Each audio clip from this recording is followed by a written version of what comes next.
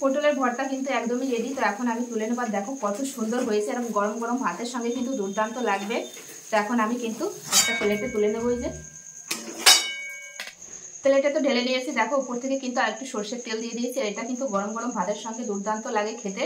তো আজকের এই পটল ভর্তা রেসিপি। নমস্কার বন্ধুরা, তোমাদের সবাইকে অনেক অনেক স্বাগত জানাই বন্যা রান্নাঘরে। আজকে আমি তোমাদের সঙ্গে শেয়ার করবো হচ্ছে পটলের ভর্তা। তো পটলে তো অনেক ধরনের রেসিপি খেয়েছে, তো একবার এই পটলের ভর্তা বানিয়ে খেয়ে দেখো, খুবই ভালো লাগে বন্ধুরা। এটা যদি গরম গরম ভাতের সঙ্গে খাওয়া হয় আর কিছু লাগবে না বন্ধুরা, এক থালা ভাত কিন্তু নিমিশেই শেষ হয়ে যাবে এই পটলের ভর্তা দিয়ে। তো কিভাবে আমি এই পটলের ভর্তাটা বানাই প্রথম থেকে শেষ পর্যন্ত ভিডিওটি অবশ্যই দেখবে। আশা করি তোমাদের অনেক অনেক ভালো লাগবে। আর যে সকল বন্ধুরা নতুন ফেসবুক থেকে দেখলে অবশ্যই পেজটি ফলো করবে, আর ইউটিউব থেকে দেখলে অবশ্যই চ্যানেলটি সাবস্ক্রাইব করবে। তো চলো শুরু করি যে আমি কিভাবে এই পটলের ভর্তাটা বানাই। পটলের ভর্তা বানানোর জন্য মেন উপকরণ হচ্ছে পটল। তার জন্য কিন্তু আমি এইখানে এই যে 500 গ্রাম পটল নিয়ে নিয়েছি। তোমরা চাইলে পটলের পরিমাণটা বাড়িয়ে কমিয়ে নিতে পারো। এখন আমি পটলগুলো কেটে নেব। দেখো আমি কিভাবে পটলের ভর্তা করার জন্য পটল নিয়ে নিয়েছি। পটলের কিন্তু আজকে এই খোসাটা কিন্তু একদম ফেলে দেবো না। এই যে এরকম কিন্তু একটু চেঁচে নেব।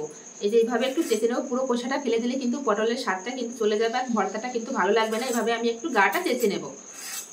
পটলের গাটা কিন্তু আমি চেঁচে নিয়েছি। এবার দুই সাইডের মুখ থেকে কিন্তু আমি এই অংশটুকু বাদ দিয়ে দেবো, এই মুখের অংশ। এই যে একটা পটল কিন্তু আমি এই যে কেটে নিয়েছি। এভাবে কিন্তু বাকি পটলগুলো আমি এইভাবে কেটে নেব। একইভাবে দেখো আমি বাকি পটলগুলোর গাগুলো কিন্তু এই যে চেঁচে নিচ্ছি। এই একটা পটল কিন্তু এই যে কেটে নিলে হয়ে যায়।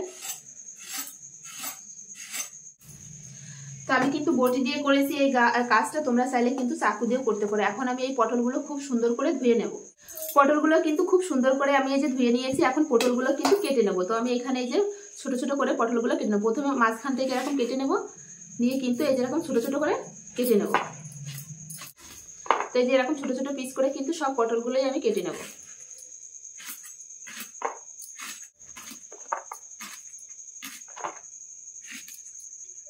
তো এইভাবে কিন্তু সব পটলগুলো এই যে আমি কেটে নিচ্ছি। আর এই দুটো তিনটে পটল কাটলে কিন্তু হয়ে যায়। গ্যাস ধরিয়ে গ্যাসের উপর কিন্তু কড়াই বসিয়ে দিয়েছি। এখন কিন্তু কড়াইয়ের ভিতর দিয়ে দেবো সামান্য পরিমাণ জল। পটলটা অনুযায়ী কিন্তু জলটা দেবে। এবার আমি যে পটলটা কেটে রেখেছিলাম সেই পটলটা কিন্তু দিয়ে দেবো সেদ্ধ করার জন্য। একদম কিন্তু বেশি জল দিলে তাহলে কিন্তু পটল সেদ্ধ করলে তবে কিন্তু জল জল থাকবে। এরকম সামান্য পরিমাণ জল দিতে হবে। মানে 500 গ্রাম পটলের জন্য আমি ঠিক এই পরিমাণ জলটা দিয়েছি। এখন আমি পটলগুলো দিয়ে দেবো, দিয়ে আমি ঢাকা দিয়ে দেবো পটলগুলো সেদ্ধ হওয়ার জন্য। এবার আমি ঢাকাটা খুলে দেখবো যে পটলগুলো সেদ্ধ হয়েছে কিনা। পটলটা কিন্তু সেদ্ধ হয়ে গেছে, আর দেখো জলটাও কিন্তু শুকিয়ে গেছে। ঠিক এরকম ভাবে করতে হবে।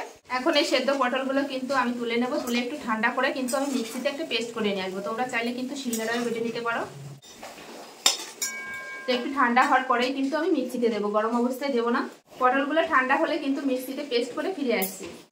পটলটা কিন্তু আমি পেস্ট করে নিয়ে চলে এসেছি। আর এতে কিন্তু কোনো রকম কিন্তু জল দেওয়া যাবে না। যেরকম পটলটা সেদ্ধ করেছি ওইভাবেই কিন্তু পেস্ট করতে হবে। ঠিক এরকমটা হবে দেখো। এই যে তো আমি কড়াইটা ধুয়ে কিন্তু আবারও গ্যাসের উপর বসিয়ে দিয়েছি।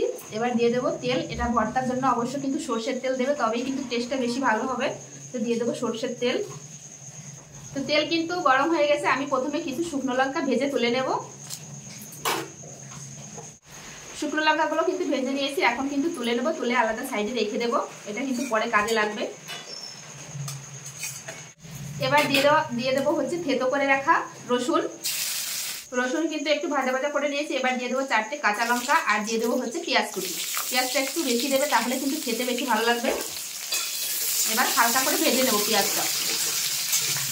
পেঁয়াজগুলো কিন্তু হালকা করে ভেজে নিয়েছি। এবার দিয়ে দেবো 1/2 চামচ জিরে গুঁড়ো, দিয়ে দেবো 1/2 চামচ লঙ্কা গুঁড়ো, আর দিয়ে দেবো হলুদ গুঁড়ো পরিমাণ অনুযায়ী।